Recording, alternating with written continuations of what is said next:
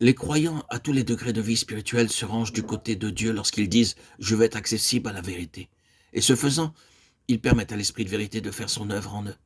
Le soldat de la prière veillera à ne pas confondre l'activité des mauvais esprits avec celle de leurs victimes. Leur activité est dans la personne, mais elle n'est pas de la personne. De sorte qu'il ne se laissera pas distraire de l'action directe contre eux en blâmant celui chez qui ils ont obtenu un accès. Le croyant qui cherche à aider quelques personnes possédées par les mauvais esprits doit être prêt à voir ceci tordre dans la pensée de la victime, la vérité même dont elle a besoin pour sa délivrance. Ils dénatureront à ses yeux l'action de celui qui cherche à la secourir et veut la ramener à la liberté. Parfois, les esprits menteurs se servent de la vérité qui a pour but de délivrer le croyant séduit et qui le délivre malgré toutes les apparences du contraire pour le flageller sans merci. Le pauvre captif se sent alors positivement frappé de coups aussi réels que si les lanières touchaient vraiment son corps. Il lui semble que les paroles de celui qui lui communique la lumière dont il a besoin et qu'il désire lui causent de profondes blessures.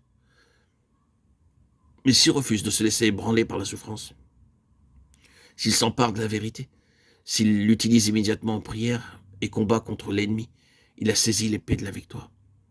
Par exemple, s'il lui est dit « l'ennemi est en train de vous séduire » et qu'il répond immédiatement « c'est contre ma volonté », que Dieu me révèle toutes les séductions de Satan. Il a alors saisi séance tenante l'arme de la victoire.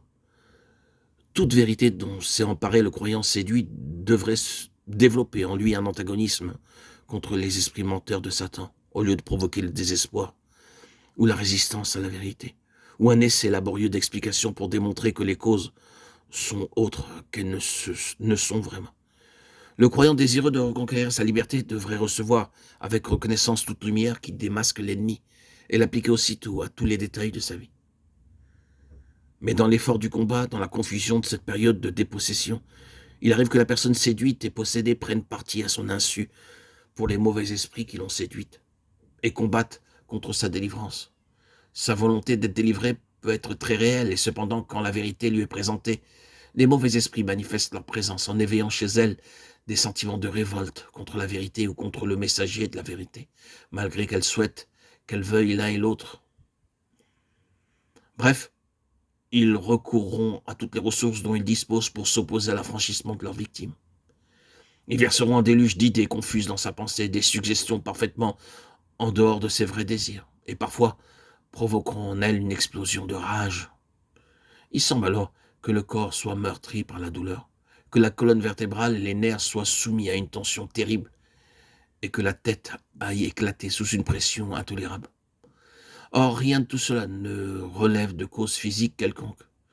Ceux qui travaillent à la délivrance semblent alors faire beaucoup plus de mal que de bien. Cependant, si la vérité est dite, si le soldat de la prière demeure ferme et ne se laisse pas émouvoir par l'orage extérieur, s'il résiste calmement par la prière aux mauvais esprits qui sont les artisans de cette tempête, tôt ou tard, la victime parviendra à la liberté et conquérera un nouveau degré de délivrance qui l'acheminera vers la parfaite victoire.